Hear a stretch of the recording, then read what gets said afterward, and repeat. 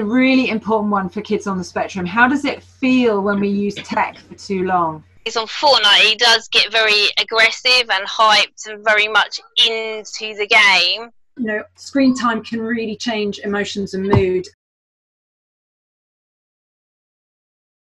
Initially, see how much he's aware of what that, can he kind of stop and think, when I'm like that, how does it feel? Can he remember? Is he aware of what he's feeling? And so sometimes actually just giving him some words that go with the, you know, particular emotions can be helpful. But that's what I have to do with my oldest. Is one thing I work on with him quite a lot is when it's not making you happy, you need to stop. But it is because they can't recognise, you know, it's already happening before they've had a chance to realise. But I always say to my son, you don't have to feel unhappy, you don't have to feel angry, you know. And they do say that with a neurotypical child, you have to repeat something, I think it's like 10 or 12 times before it really sinks in. Yeah. And with a child that's, you know, with a neurodiverse condition, it's more like at least 100 times. So like you say, they get there, but it just takes constant repeat. And get an outline of a person, and then just sort of draw on that body. Okay, so my face feels hot, my hands shake, I feel really angry, my forehead goes all wrinkly.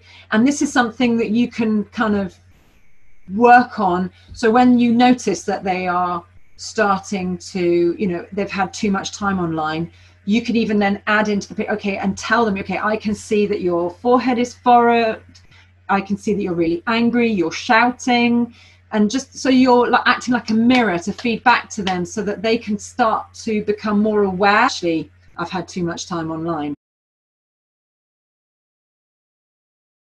On phones and iPads, you've got settings on those devices that you can use that can help you. It's screen time on iOS, Apple devices, and daily limit on Google Android devices. So screen time's built in. Daily limit, I think you have to download the app.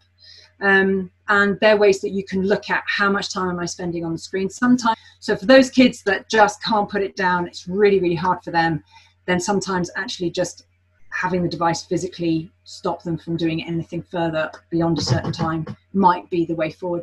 It's worth just bearing in mind, if your children are quite tech savvy, that if you've got family link and things set up, they may know how to switch it off. So there's 2 apps called Limitly and Hour Pact that you can download, where you sync your device to another external device in the house that won't show up as an app on their screen. Literally set the time that you want the apps to stop being used, and they will literally just vanish from the screen. So there's no way to get back into it. There's no way, you know, quite often screen limit and daily limit work very well, but for those children that really are clued up about how to navigate around their devices, you know, they can be switched off. So these are just other alternatives.